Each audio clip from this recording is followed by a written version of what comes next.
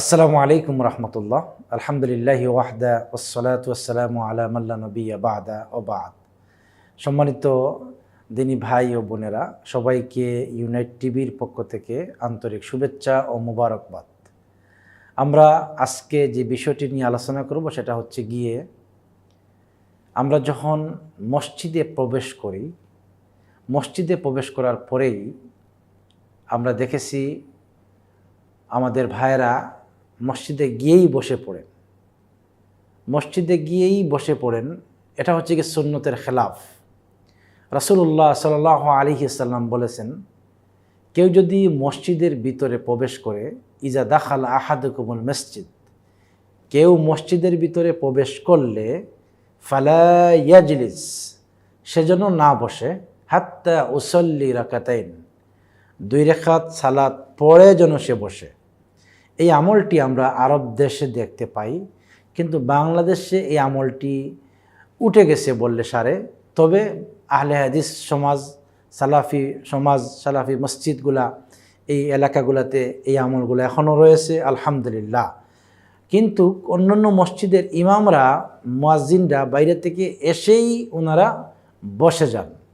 বসে গিয়ে তারপরে হঠাৎ করে মুয়াজ্জিন মাইকে আপনার একামত দিলেন। একামত দেওয়ার পরে মুয়াজ্জিন বলছে কাতার সোজা করেন, মোবাইল বন্ধ রাখেন। এটা মুয়াজ্জিনের কাজ নয়, কাজ হচ্ছে গিয়ে ইমামের। মুয়াজ্জিন বলছে আর ইমাম সামনে গিয়ে আল্লাহু আকবার, আল্লাহু আকবার বলেই শুরু হয়ে যাচ্ছে।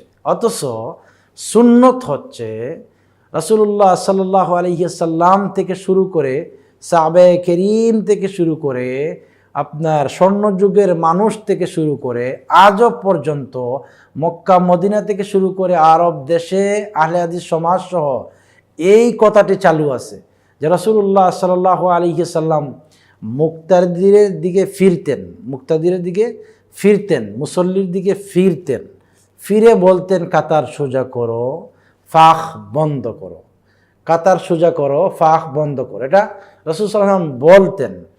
এমনকি ইবনে উমর রাদিয়াল্লাহু তাআলা আনহু দেখতেন যেখানে ফাখ রয়েছে উনি জোর করে বলতেন, হাতের মধ্যে লাঠি থাকলে লাঠি দিয়ে উনি চুড়ে দিতেন যে এই ফাখটা বন্ধ করার জন্য, হাঁটি দিয়ে মারতেন, এরকম করতেন। তো আজকে এই আমলটা আমাদের ইমামরা করছে না।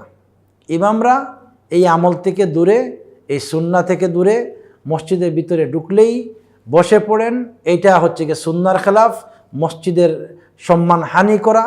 আল্লাহ তাআলা যেন আমাদের এই আলেম সমাজকে বোঝার তৌফিক দান করেন। আল্লাহুম্মা আমিন। আসসালামু আলাইকুম ওয়া রাহমাতুল্লাহ।